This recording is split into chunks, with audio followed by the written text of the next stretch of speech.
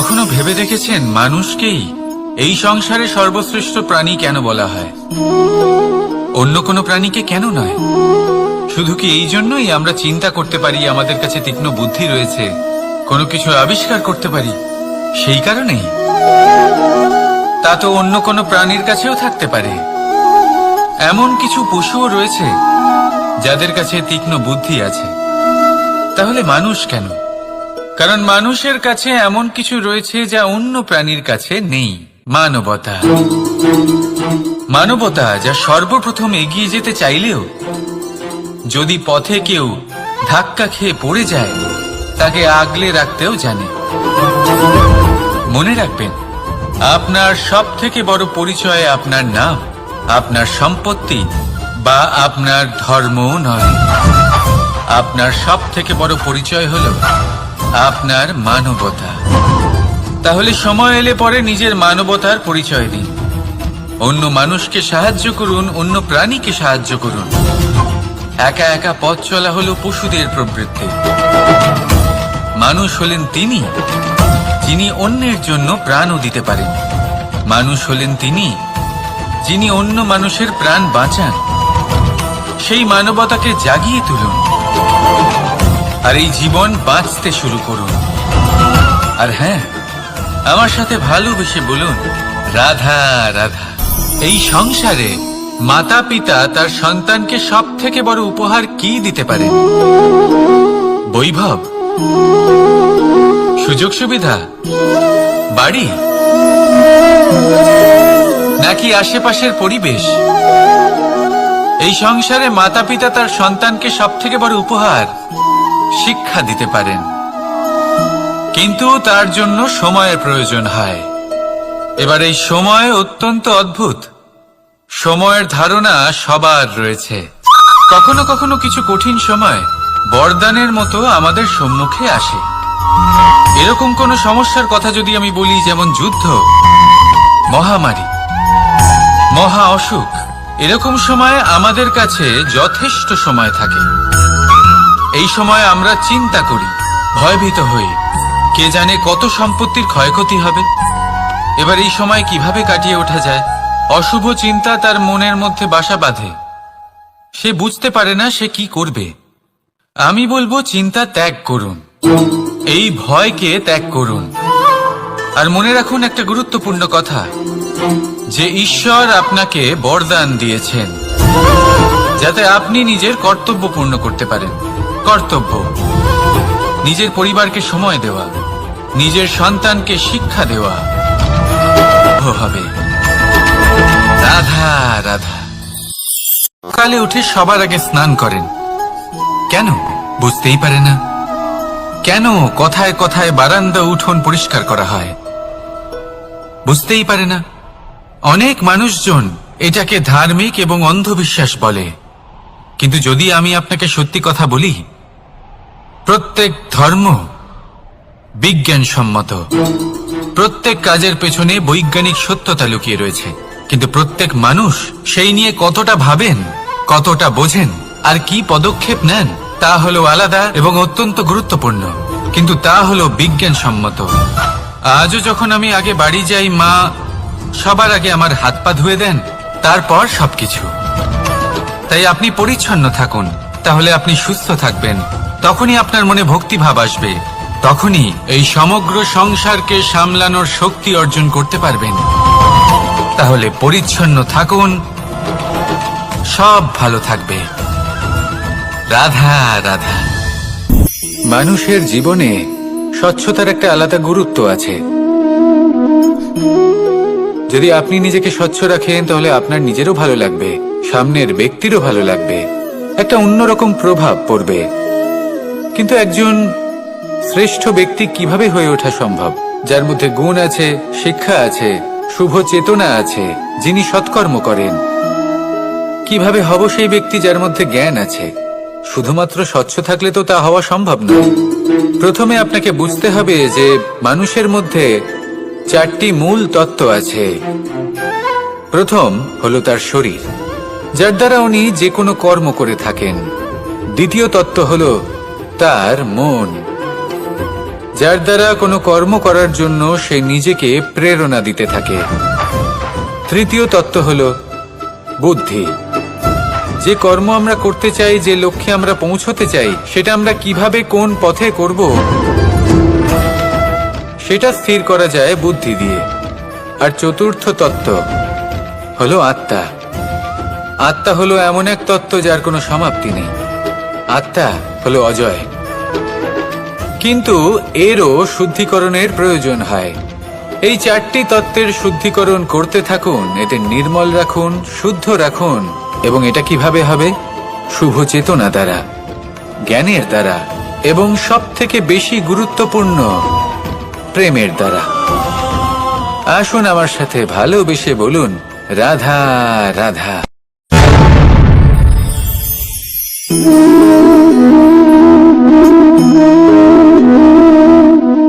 জল এই সংসারের সমস্ত প্রধান তত্ত্বের মধ্যে একটি। এই জল যে কোনো জ্বালা দূর করে, আগুনকে নিভিয়ে দেওয়ার ক্ষমতা রাখে, অবিরল অবিচল ভাবে প্রবাহিত হতে পারে, একে কেউ বাধা দিতে পারে না।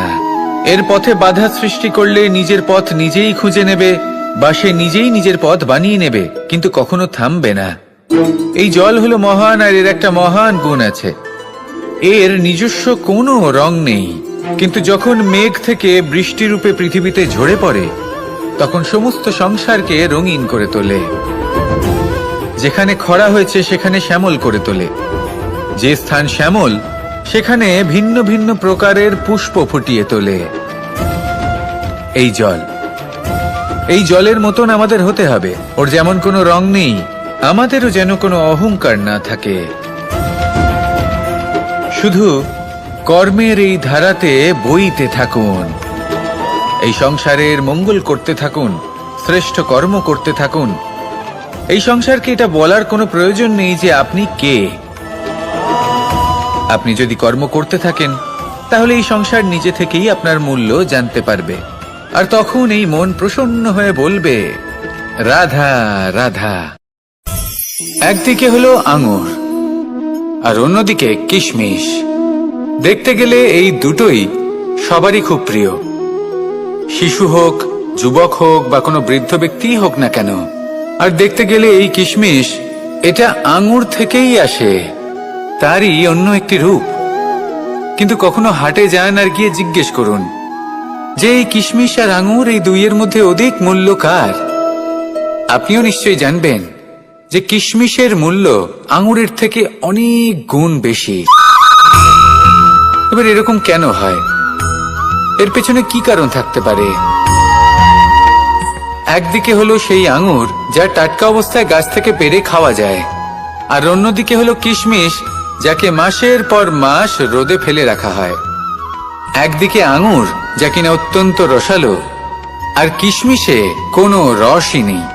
একটি হলো অত্যন্ত কোমল এবং সুন্দর, অন্যটি অমসৃণ এবং তাতে বিন্দুমাত্র সৌন্দর্য নেই, তাও তার মূল্য বেশি।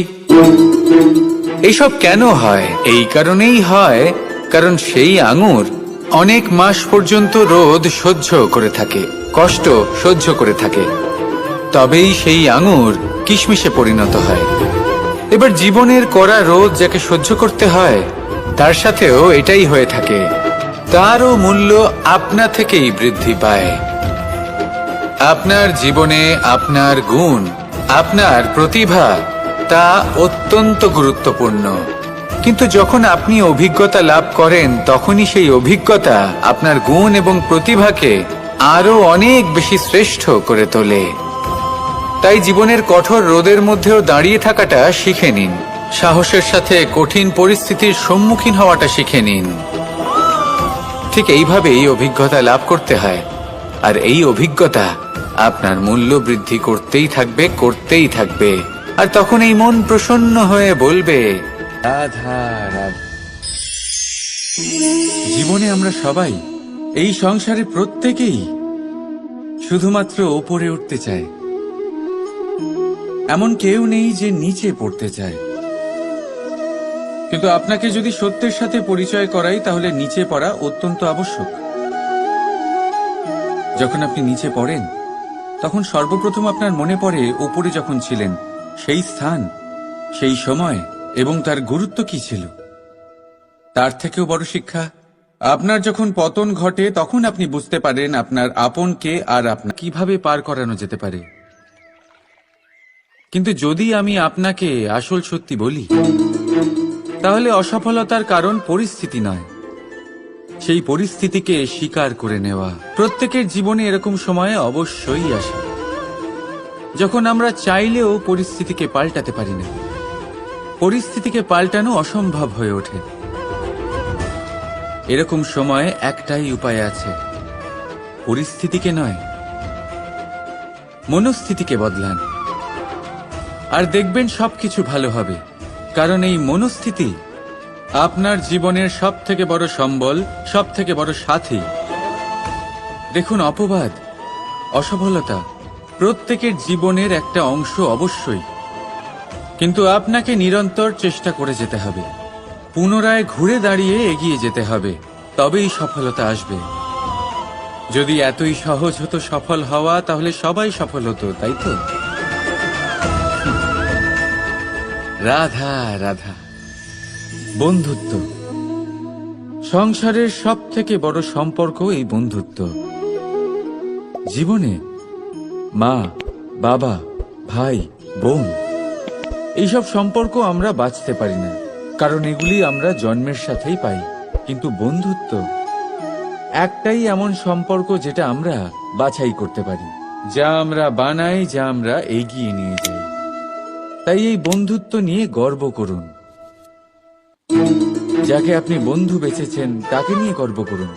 যদি আপনারা দুজনে একসাথে থাকেন, তাহলে কোনো কারণে পিছিয়ে পড়ে। এরকম হয় যে পরিশ্রম আমরা করি, কিন্তু বাহবা অন্য কেউ পেয়ে যায় বা অন্য কেউ নিয়ে যায়। এবার এই সময় আমরা নিরাশ হয়ে পড়ি, হতাশ হয়ে পড়ি, তারপর কাজে আমাদের একটুও মন বসে না। আমরা আমাদের পূর্ণ যোগদান করা বন্ধই করে দিই। চিন্তা করতে থাকি যে পুনরায় যদি এরকম পরিশ্রম করি আর পুনরায় সেই পরিশ্রমের বাহবা অন্য কেউ নিয়ে যায়, তাহলে সেই পরিশ্রম করেই বা কি লাভ? আর তার পরিণাম, এই সংসার আপনাকে নিকৃষ্ট মনে করতে শুরু করে। এবার সাফল্য। সংসারের প্রত্যেক মানুষ সফল হতে চান। একটু বোধবুদ্ধি আসার পরেই সে সাফল্যের পেছনে ছুটতে থাকেন, আজীবন এই সাফল্যের পিছনে ছুটতে থাকেন। কিন্তু এই যে সাফল্য, তা অর্জন কি করে করতে হয়? ব্যবহার দ্বারা, ছলনা দ্বারা, বল দ্বারা, অর্থের দ্বারা? দুর্ভাগ্যবশত সাফল্য এভাবে লাভ করা যায় না। সাফল্য তখন লাভ করবেন যখন আপনি অসফলতা থেকে শিক্ষা লাভ করবেন। অসাফল্য থেকে শিক্ষা লাভ করা অত্যন্ত গুরুত্বপূর্ণ। করা ভুলের থেকে শেখা অত্যন্ত গুরুত্বপূর্ণ। যদি আপনি অসাফল্যকে ভয় পান, তার থেকে দূরে পালান, তাহলে জীবনে। এবার এরকম ঠিক কেন হয়? এর পেছনের কারণ কি? কারণ হলো লোভ। লোভের আগুন কিছু এমন হয়, যদি মানুষের মনে একবার প্রজ্বলিত হয় তাহলে শুধু বাড়তেই থাকে। ততক্ষণ বাড়বে যতক্ষণ না আপনি নিজে তাকে বাধা দিচ্ছেন। তবে এই লোভের আগুন নিয়ন্ত্রণ করা সম্ভব। পরিমিতিবোধ, পরিমিতিবোধের চিন্তা। আপনাকে শুধু নিজেকে একটা সরল প্রশ্ন করতে হবে। যখনই মনের মধ্যে কোনো বস্তুর প্রতি, শক্তির প্রতি, ধনের প্রতি, ভোজনের প্রতি লোভ বেড়ে যায়, নিজেকে প্রশ্ন করুন, এটা কি আমার কাছে ততটাই প্রয়োজনীয় যতটা একটা বৃক্ষের কাছে জল, যতটা একটা প্রাণীর কাছে ভোজন? এটা কি ততটাই প্রয়োজনীয়? যদি উত্তর না হয়, তাহলে নিজেকে সেখানেই বাধা দিন। সেই ভাবনা সেখানেই ত্যাগ করুন, কারণ সেটাই হলো লোভ। ঠিক এইভাবেই প্রয়োজনীয়তার চিন্তা করে আস্তে আস্তে এই মন নির্লোভ হয়ে উঠবে, আর এই মন প্রসন্ন হয়ে বলবে, রাধা রাধা। এ হলো গোলাপ ফুল। একে আমরা সকলেই চিনি। সমগ্র সংসার ভালোবাসে এই পুষ্পকে। এই ফুল দেখতেও সুন্দর। সবথেকে বেশি গুরুত্বপূর্ণ কথা হলো এর সুগন্ধ, যা দূর দূরান্ত থেকে ব্যক্তিদেরকে আকৃষ্ট করে। এই সুন্দর পুষ্প একটু মন দিয়ে দেখলেই দেখা যায় এর নিচে কাঁটা রয়েছে। এই সংসার বলে, এ প্রকৃতির কেমন রচনা, এত কোমল পুষ্প, এটা কি তীক্ষ্ণ কাঁটা সহ প্রস্ফুটিত হয়? এটাই হলো জীবনের সত্য। আমাদের অন্তরের সদ্গুণ, সেগুলিও এই ফুলের মতোই সুন্দর। সংসার এর সৌন্দর্য দেখতে পায়, এর সুগন্ধ চতুর্দিকে ছড়িয়ে পড়ে। কিন্তু এই সদ্গুণ জাগ্রত করে তোলার জন্য কঠোর পরিশ্রম করতে হয়, প্রতিনিয়ত চেষ্টা করে যেতে হয়। তাই জন্য যদি আপনি জানেন আপনার পথ উচিত কিন্তু তা কাঁটায় পরিপূর্ণ, তাহলে থামবেন না, চলতে থাকুন। একবার যদি অন্তরের সদ্গুণ জাগ্রত হয়, তাহলে এই সংসার এই সৌন্দর্য দেখবে আর সুগন্ধে আকর্ষিত হয়ে আপনার কাছে আসবে। এই মন, এই জীবন প্রসন্ন হয়ে বলবে, রাধা রাধা। মানুষের এই জীবন, মানুষ জন্ম নেয়, একটা নির্দিষ্ট সময়ের পরে এই সংসার ত্যাগ করে চলেও যায়। এবার শুধু এটাই আবশ্যক নয় যে এই জীবনকালকে আপনি যাপন করবেন, শুধু এটাই গুরুত্বপূর্ণ নয়। আবশ্যক এবং গুরুত্বপূর্ণ হলো এটা যে এই জীবনকালে আপনি এমন কিছু করেন যাতে এই সংসারের মঙ্গল হয়, যাতে এই সংসার আপনাকে মনে রাখে, আপনার থেকে প্রেরিত হয়, আপনার মতো হতে চায়, প্রত্যেক বছর আপনার জন্মতিথির অপেক্ষা করে, এমনভাবে আপনার জন্মদিন পালন করে যাতে সেটা মহোৎসবের আকার ধারণ করে। এবার এই জন্মদিন এমনি এমনি মহোৎসবে পরিণত হয় না। তখন হয় না যখন কোনো ব্যক্তি রাজার রূপে বা কোনো গোয়ালার রূপে জন্মগ্রহণ করে। তখন পরিণত হয় যখন একজন মানুষ জন্মগ্রহণের পরে এই সংসারকে কোনো শিক্ষা দিয়ে যান। কিভাবে একজন মানুষ গোয়ালা থেকে রাজা হতে পারে, কিভাবে একজন মানুষ অসত্য থেকে সত্যের পথে চলতে শুরু করেন, অধর্ম থেকে ধর্মের পথে চালিত হতে পারেন, কিভাবে অন্ধকার থেকে প্রকাশের দিকে যেতে পারেন, কিভাবে নিজের আত্মাকে পরমাত্মার সাথে মিলিত করতে পারেন।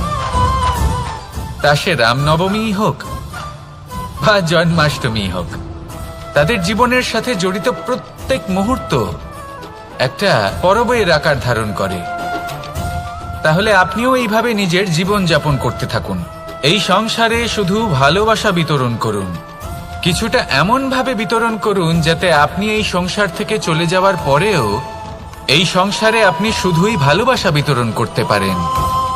যদি আপনি এরকম করেন, সংসারকে প্রেরণা দেন, তাহলে আপনার জীবনও রাধা কৃষ্ণের প্রেমের মতোই অলৌকিক এবং দৈব হয়ে উঠবে। আসুন আর আমার সাথে ভালোবেসে বলুন, রাধা রাধা। কথায় আছে সংসারে নাকি সকল রোগের ওষুধ আছে। যদি আপনি নিজের শরীরকে ভালোবাসেন তাহলে ব্যায়াম করুন, যদি নিজের নিঃশ্বাস প্রশ্বাসকে ভালোবাসেন তাহলে প্রাণায়াম করুন, যদি আপনি নিজের আত্মাকে ভালোবাসেন তাহলে ধ্যান করুন, কিন্তু যদি আপনি নিজের জীবনকে, পরমাত্মাকে ভালোবাসেন তাহলে সকলকে ভালোবাসতে থাকুন। এই ভালোবাসা অত্যন্ত গুরুত্বপূর্ণ এবং আবশ্যক। ভালোবাসার থেকে ভালো না কোনো ওষুধ আছে, না আছে কোনো আসন, এর থেকে ভালো না কোনো ব্যায়াম আছে আর না কোনো প্রাণায়াম। এই ভালোবাসা বড় বড় সমস্যারও সমাধান করতে পারে, ভালোবাসা বড় বড় বিপদকে আপনার থেকে দূর করতে পারে। এই ভালোবাসাই আপনাকে জীবনে বাঁচতে শেখায়, কারণ ভালোবাসাই হলো জীবনের আসল সত্য। তাহলে আসুন আর আমার সাথে ভালোবেসে বলুন, রাধা রাধা। জীবনে অনেক সময় আমরা এটা দেখে থাকি যে আগামী প্রজন্ম সেই কাজটি করে যেটা তার পূর্ববর্তী প্রজন্ম করে গেছেন। একটা উদাহরণ দিই। তাহলে দেখুন, একদিকে আছে মাতা পিতা যারা আজীবন সংঘর্ষ করেছেন ধন অর্জন করার জন্য, তারপর তারই সন্তান তার সাথে এই লড়াই করে তার থেকে সমস্ত সম্পত্তি ছিনিয়ে নিল। তারপরে যত সময় অতিবাহিত হয় সেই সন্তানের সাথেও সেই একই ক্রিয়া ঘটতে থাকে। তার সন্তান তার সমস্ত সম্পত্তি ছিনিয়ে নেয়। তাহলে এমন কি সঞ্চয় করবেন যা পরবর্তী প্রজন্মকে দিয়ে যেতে পারেন সেই বিষয়ে ভাবুন। ভেবে দেখুন, এই যে ধন সঞ্চয় আপনি করছেন এর আসলে লাভ কি? অবশ্যই আবশ্যক, কিন্তু এটাই কি শুধু সবথেকে গুরুত্বপূর্ণ বিষয় যেখানে আপনি জানেন যে আপনি এই সম্পত্তি ভোগ করতে পারবেন না, কারণ এই সমস্ত সম্পত্তি আপনাকে পরবর্তী প্রজন্মের হাতে সঁপে দিতে হবে। তাহলে ধন সঞ্চয় করুন, কিন্তু এমন একটা সম্পত্তি কেন সঞ্চয় করা উচিত নয় যার উপভোগও আপনি করতে পারবেন, পরবর্তী প্রজন্মকেও দিয়ে যেতে পারবেন, আর মতভেদও হবে না। এমন সম্পত্তি আছে, আর এই সম্পত্তি হলো প্রেম। যদি আপনার মনে কোনো কিছু সঞ্চয় করার বাসনা জেগে ওঠে, তাহলে প্রেম সঞ্চয় করুন। সেটা পরবর্তী প্রজন্মও পাবে এবং সেই প্রজন্ম ভবিষ্যতে ভালোবাসা ছড়াতে থাকবে। আর তখন এই মন সুপ্রসন্ন হয়ে বলবে, রাধা রাধা। মানুষ ভাবেন যে ধন অর্জন করা হলো অত্যন্ত গুরুত্বপূর্ণ। তিনি আজীবন ধন অর্জন করতে থাকেন, ধন অর্জন করার চেষ্টা করতে থাকেন। সে যাই হয়ে যাক না কেন, পরিশ্রম করতে থাকেন। স্বাস্থ্যের দিকে নজর দেন না, না উচিত সময় খাবার খান, না উচিত সময় ঘুমোতে যান, না পর্যাপ্ত সময় পর্যন্ত ঘুমন, কিছুই না। ধন অর্জন করতেই থাকেন, করতেই থাকেন। আর কিছু সময় পরে যখন তিনি অসংখ্য ধন লাভ করে ফেলেন, তখন তার সাথে ওনার শরীরে অনেক রোগ বাসা বাঁধে। এইসব রোগের উপচার করতে করতে সেই সমস্ত ধন যা উনি অর্জন করেছেন তা তিনি ব্যয় করে ফেলেন। শেষ পর্যন্ত কি হয়? আমরা যেভাবে এসেছি ঠিক সেইভাবেই ফিরে যাই, ধন এখানেই থেকে যায়। দেখুন, একটা অত্যন্ত গুরুত্বপূর্ণ কথা রয়েছে যে আপনার বোঝা উচিত। এই যে ধন, তার ব্যবহার করুন জীবনকে আরো ভালো করে তোলার জন্য। ধনের সদ্ব্যবহার করা উচিত, এমন যেন না হয় এই ধন আপনাকে ভোগ করে ফেলে। এই জীবনকে নিশ্চিত রূপে আরো শ্রেষ্ঠ করে তুলুন। কিন্তু এই ধন অর্জন করার এই প্রক্রিয়াতে নিজের সারা জীবনকে নষ্ট করে ফেলবেন না। এই জীবন উপভোগ করতে শিখুন, আর আমার সাথে ভালোবেসে বলুন, রাধা রাধা।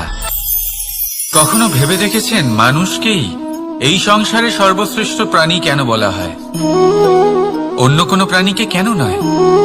শুধু কি এই জন্যই আমরা চিন্তা করতে পারি, আমাদের কাছে তীক্ষ্ণ বুদ্ধি রয়েছে, কোনো কিছু আবিষ্কার করতে পারি, সেই কারণেই? তা তো অন্য কোনো প্রাণীর কাছেও থাকতে পারে। এমন কিছু পশুও রয়েছে যাদের কাছে তীক্ষ্ণ বুদ্ধি আছে। তাহলে মানুষ কেন? কারণ মানুষের কাছে এমন কিছু রয়েছে যা অন্য প্রাণীর কাছে নেই, মানবতা। মানবতা যা সর্বপ্রথম এগিয়ে যেতে চাইলেও যদি পথে কেউ ধাক্কা খেয়ে পড়ে যায়, তাকে আগলে রাখতেও জানে। মনে রাখবেন, আপনার সব থেকে বড় পরিচয় আপনার নাম, আপনার সম্পত্তি বা আপনার ধর্ম নয়। আপনার সব থেকে বড় পরিচয় হলো আপনার মানবতা। তাহলে সময় এলে পরে নিজের মানবতার পরিচয় দিন। অন্য মানুষকে সাহায্য করুন, অন্য প্রাণীকে সাহায্য করুন। একা একা পথ চলা হলো পশুদের প্রবৃত্তি। মানুষ হলেন তিনি যিনি অন্যের জন্য প্রাণও দিতে পারেন। মানুষ হলেন তিনি যিনি অন্য মানুষের প্রাণ বাঁচান। সেই মানবতাকে জাগিয়ে তুলুন, আর এই জীবন বাঁচতে শুরু করুন। আর হ্যাঁ, আমার সাথে ভালোবেসে বলুন, রাধা রাধা। এই সংসারে মাতা পিতা তার সন্তানকে সব থেকে বড় উপহার কি দিতে পারে? বৈভব, সুযোগ সুবিধা, বাড়ি, নাকি আশেপাশের পরিবেশ?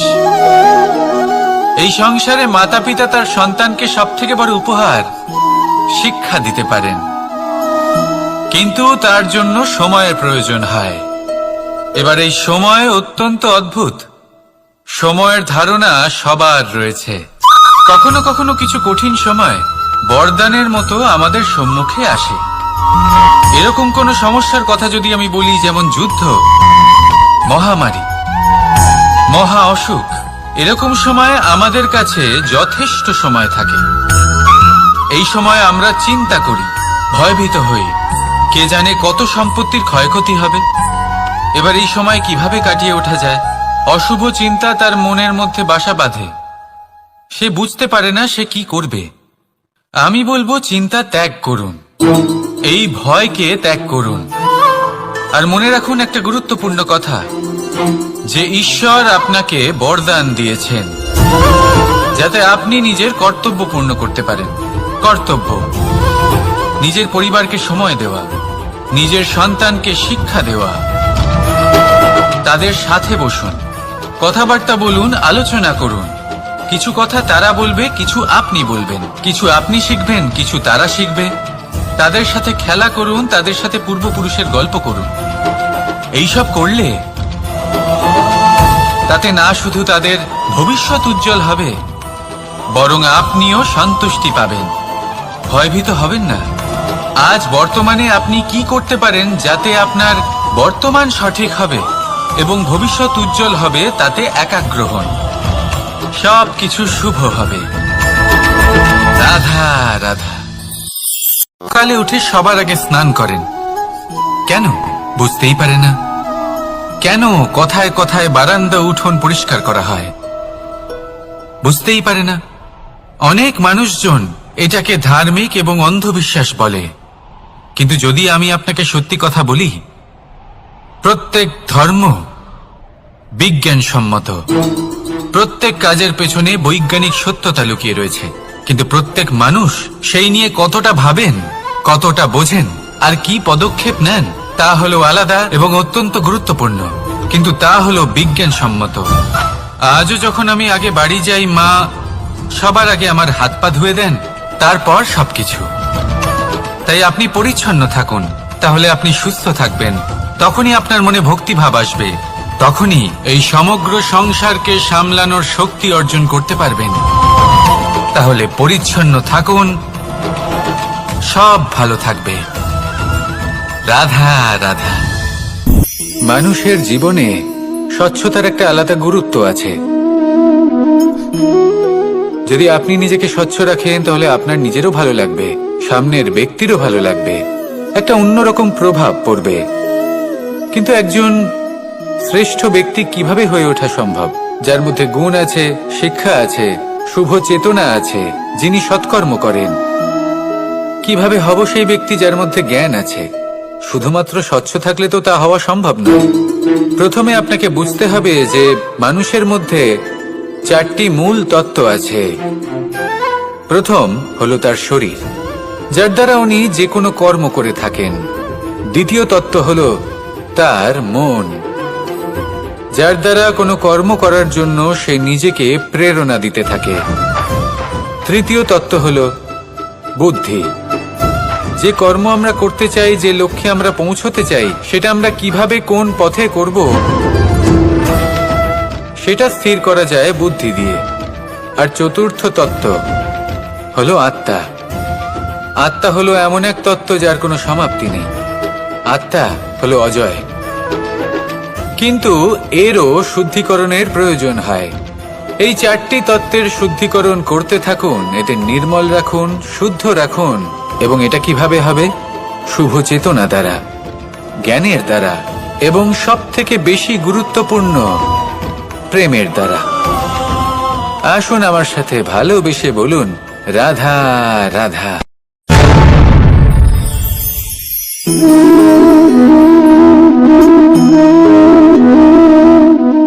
জল এই সংসারের সমস্ত প্রধান তত্ত্বের মধ্যে একটি।